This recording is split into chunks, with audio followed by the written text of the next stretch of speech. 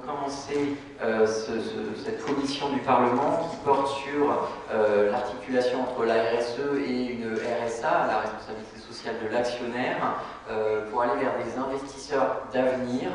L'idée a germé d'écrire une charte qui ne serait pas juste un moment d'énonciation de principes fondamentaux, mais que l'on affiche sur un mur et qui ne donnerait pas lieu à des actions concrètes, mais véritablement un engagement de la part des investisseurs.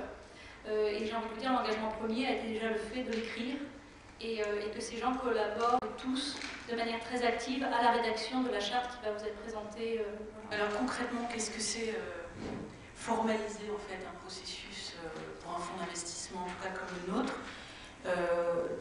Nous, on a regardé à chaque étape de l'investissement, que ce soit la première rencontre avec le dirigeant, le moment où on pose des questions à l'équipe dirigeante pour mieux connaître l'entreprise, au moment où on rédige une lettre d'intention, c'est-à-dire une lettre d'intérêt pour investir, au moment où on rédige le pacte d'actionnaire, et puis après l'investissement, comment on accompagne le dirigeant sur ces sujets-là, on a identifié 10 étapes dans lesquelles à chaque fois on intègre la façon dont on prend en compte l'environnement, les enjeux sociaux, environnementaux et gouvernance dans l'entreprise. Nous, en fait, dès l'origine, on voulait qu'il y ait une cohérence globale dans notre démarche.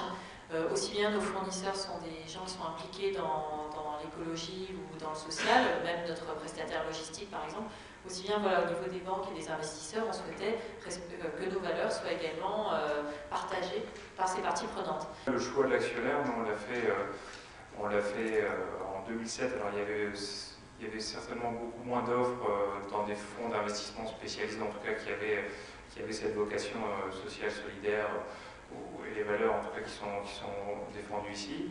Donc l'offre était plus limitée, moi en 2007 quand j'ai fait mon augmentation de capital, donc c'était soit des fonds d'investissement purs, qui s'intéressaient aux chiffres. Il n'y a aucun fonds en 2007 qui m'a demandé mon reporting social. Arbor a changé d'actionnaire fin 2008, donc en pleine crise économique. Nous avions fait le choix de mettre le développement durable dans toutes ses dimensions, environnementales mais aussi humaines, au cœur de la stratégie de l'entreprise.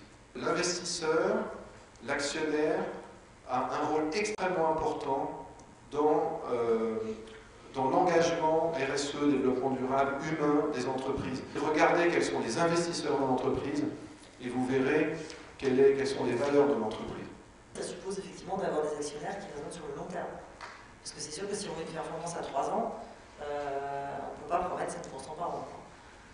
Alors le long terme. C'est ce que les Canadiens appellent la finance patiente. C'est le tout début, c'est vraiment, je dirais que c'est depuis 2010 que le private equity commence à réfléchir sur ces sujets.